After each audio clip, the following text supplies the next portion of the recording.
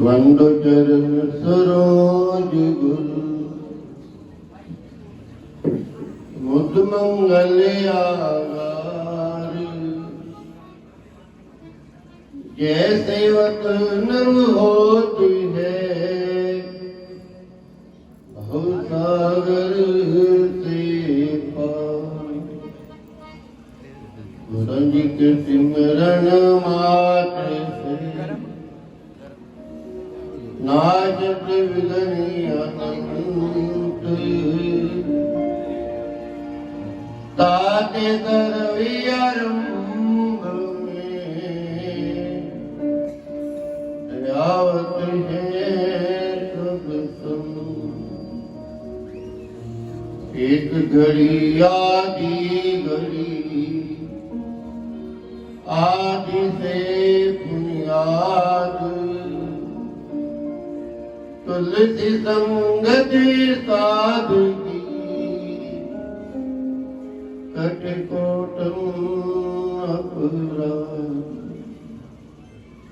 मैं अपराधी जन्म का नक्षत भरा विकार तू दाता दुख बंधुरा मेरी करो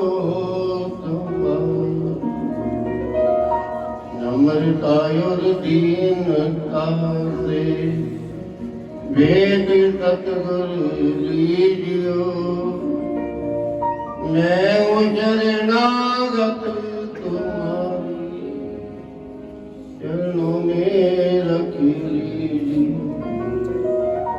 मैं शरणागत तुम्हारी हृदय आसन बोलो जयकारा बोल मेरी शिव महाराज बोलो साची दरबार श्री परमहंस दयाल जी महाराज श्री स्वामी जी महाराज सभी संत महापुरुषों की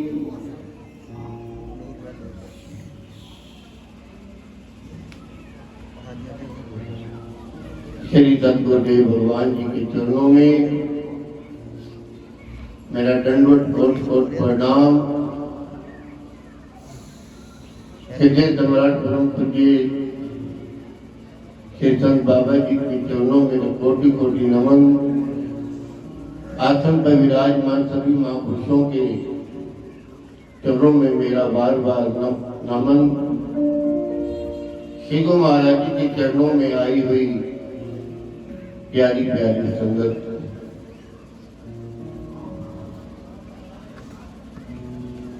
आज हम सब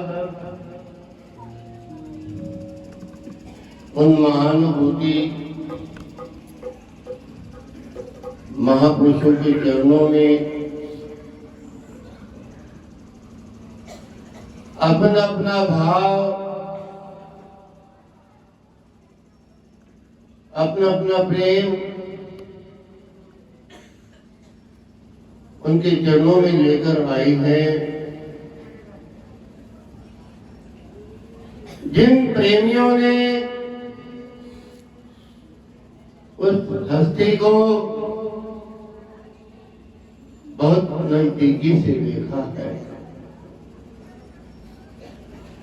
उनके संग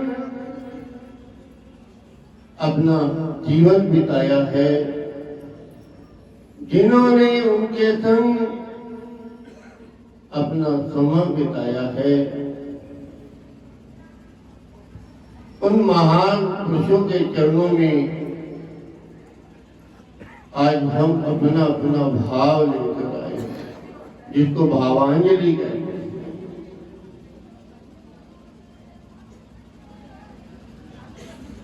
महान पुरुषों ने अपने चरणों में हम सबको बिठाने के लिए जो जीवन में उन्होंने अपनी उपलब्धियां उनका स्मरण उनकी कशिश, उनका प्रेम, उनका दुलार जिन जिन को भी मिला वो आज उनकी आंखें नम हैं।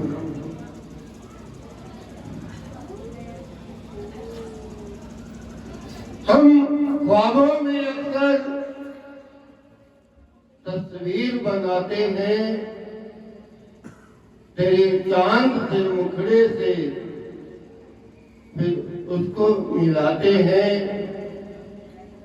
कभी माला फूलों की तुम्हें करते हैं अर्पण, कभी अशकों के मोती तुम्हें भेंट चढ़ाते हैं। सन 1991 की बात है, आज 31 साल हो गए हैं। इत्तेफाक से उन्हीं दिनों में हम कुरुक्षेत्र आश्रम पर आए हुए थे। उस समय महात्मा विवेकानंद जी भी विराजमान। हमें थोड़े दिन ही हुए थे आश्रम पर आए हुए, तो उसी समय देखा कि महात्मा विवेकानंद जी एकदम तैयार हुए। हमने पूछा किसी भगत से कि क्या बात होगी, अभी तो महात्मा जी बैठे हुए थे, अभी 10 मिनट के अंदर ही अपना तपड़ी मच के तैयार हो रहे हैं। उस प्रेमी ने बोला कि नूर महल में परम पूज्य संत महात्मा जी विराजमान थे। उनकी तबीयत कुछ दिन से ठीक नहीं थी। वो सदा सदा के लिए सतगुरुदेव भगवान जी के चरणों में विराजमान। उस समय आंखें नम हुई कि कभी हमें भी सौभाग्य मिलेगा उनका दर्शन करने के लिए। जैसे जैसे समय बीता, थोड़े समय में ही हम नूर महल आश्रम पर आए, तो तब से लेकर शिवू महाराज जी की कृपा उनका दीदार हो रहा है। जो भी जितने पुराने प्रभु प्रेमी मिलते हैं, जिन्होंने उनका सानिध्य पाया है, एक बार एक प्रेमी ने बोला कि मैं ना महात्मा जी के पास चीकू का प्रसाद लेकर आया।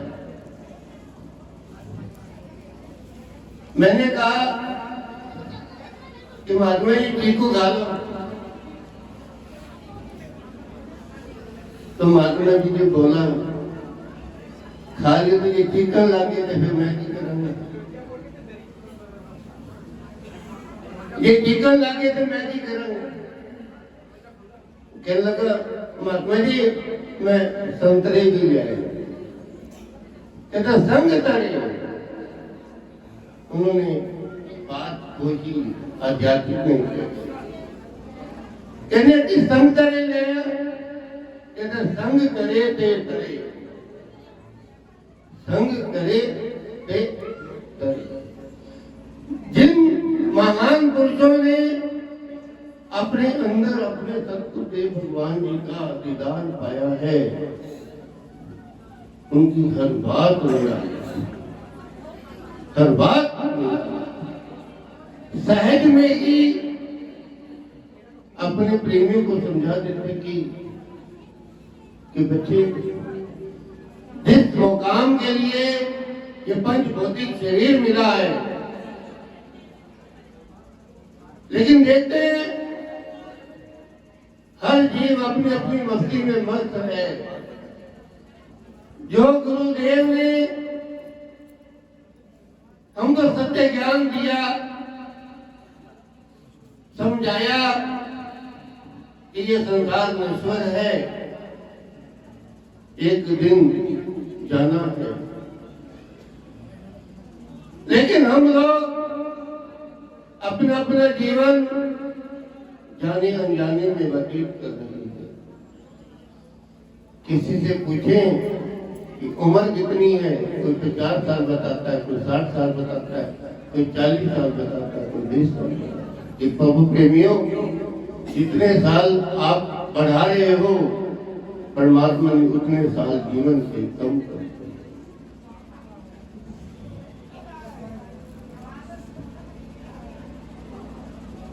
हम सब महापुरुषों के चरणों में शिक्षा पाने के लिए आते हैं, लेकिन यहाँ पर तो कुछ ही प्रेमी जन है कि जो सुनने आते हैं, लेकिन देखते हैं कभी किसी का ध्यान कहीं है, कभी किसी का ध्यान कहीं है। सतर की आखिरी लाइन आती है, गुरु यश दिग्पत है निष्कावत, दशो दिशा ब्रह्मदुख जारकम, गुरु पद रज अलीमन जाको, साहिब चंद्र उजारत। जब तक जीव दसों दिशाओं से अपने मन चित्त को हटाकर अपने सतगुरुदेव भगवान जी के चरणों का ध्यान नहीं करेगा, तब तक जिस मंजिल और मुकाम को पाने के लिए आया है संसार में, उसको कभी भी प्राप्त नहीं कर पाएगा। एक समय की बात है, एक बलक पुकारे का राजा था, उसको वैराग हुआ। वैराग होने के बाद अपना राजपाट छोड़कर सदा सदा के लिए विराम करके भक्ति की तरफ चल पड़ा। महापुरुषों की खोज करते करते उनको महान पुरुषों की उपलब्धि हुई। जैसे ही महान पुरुषों की उपलब्धि हुई तो महापुरुषों ने पूछा, कैसे आए हो? कहते कि प्रभु नाम दीक्षा के लिए आया हूं। कहते कि बच्चे पहले सेवा करो, उसके बाद नाम दीक्षा मिलेगी। सेवा करते करते 12 साल बीत गए, लेकिन नाम दीक्षा नहीं मिली। नाम दीक्षा नहीं मिली। एक दिन उनकी पत्नी बोली, महाराज इनको 12 साल हो गए हैं, सेवा करते करते अब तो निश्चित कर दो। कहते कि शाम को जब ये आए, जो कूड़ा करकट टोकरी में भरा हुआ है ना, इसके ऊपर डाल देना, चुपके से जो बोले सुन लेना। उसने ऐसे ही किया। जैसे ही राजन सड़क से गुजरा, ऊपर से गंद की टोकरी डाली तो वो छिप गए। कहते कि मैं अगर अपने देश का राजा होता ना तो तुम्हें सूली पर चढ़ा देता। इतनी बात कहते ही सुनते ही उन्होंने बताई, कहता भी सेवा फिर करने दो। फिर 12 साल हो गए सेवा करते करते। फिर एक दिन उनकी पत्नी बोली, अब तो नाम दीक्षित कर दो। कहते कि आज फिर वैसे ही करना। उस भक्तानी ने वैसे ही किया पत्नी ने। तो जैसे ही जन्म गया, कहते हे मालिक शुक्र है तेरा, मैं तेरी निगाह में तो हूं। तूने इतनी कृपा तो की कि इस काबिल हो। इतनी बात कहते ही सुनते ही सारी बात महापुरुषों को बता दी। सुबह ही संदेशा भेज दिया कि राजन को बुला। राजन को बुलाया, उनको नाम दीक्षा दी। नाम दीक्षा देने के बाद कहा कि तब कर। जंगल पर चले गए। उसके आसपास दरिया चल रहा था। उसके समीप एक झोपड़ी बनाई, उस पर रहना शुरू कर दिया। जो फल कंद फूल मिले वो खा ले, बाकी जीवन प्रभु की मस्ती में। तपस्या करते करते काफी काफी साल हो गए तो राजन अंदर से भीगने लगा। जैसे जैसे भीगने लगा वैसे वैसे उसको अपने जीवन का आनंद आने लगा। इत्तेफाक के बाद बलक बुखारे का सेनापति अपने लश्कर को लेकर उसी जंगल के अंदर आ गया। इत्तेफाक से उस सेनापति को प्यास लगी। प्यास लगी तो देखा कि सामने झोपड़ी है। झोपड़ी पर खड़ा हुआ, पानी मांगा। अंदर से वो राजन जो साधु रूप में पहुंच गया था, अंदर से निकला, घड़े में पानी था। जैसे ही पानी पिलाने लगा उस सेनापति की आंख राजन से मिल गई। जैसे ही राजन से आंख मिली तो राजन के चरणों में गिर गया कि राजन आप। कहते कि मैं अब राजन नहीं हूं, मैंने उस राजपाट का त्याग करके अपना जीवन सन्यासी बना दिया। सेनापति कहता है कि आज भी आपका सिंहासन वैसे के वैसे ही है, चलो मैं तुम्हें लेकर चलता हूं। कहते कि नहीं, अब सामान निकल गया। कहते कि नहीं, मैं तुम्हें लेकर जाऊंगा। कहने लगा कि एक शर्त। कहते कि बोलो। जहां पर झोपड़ी थी उसके पास में दरिया चल रहा था। तुमने ऐसे किया, हाथ में एक सुई आई, उस सुई को जल में छोड़ दिया। जल जल रहा हो, सुई छोड़ दी जाए।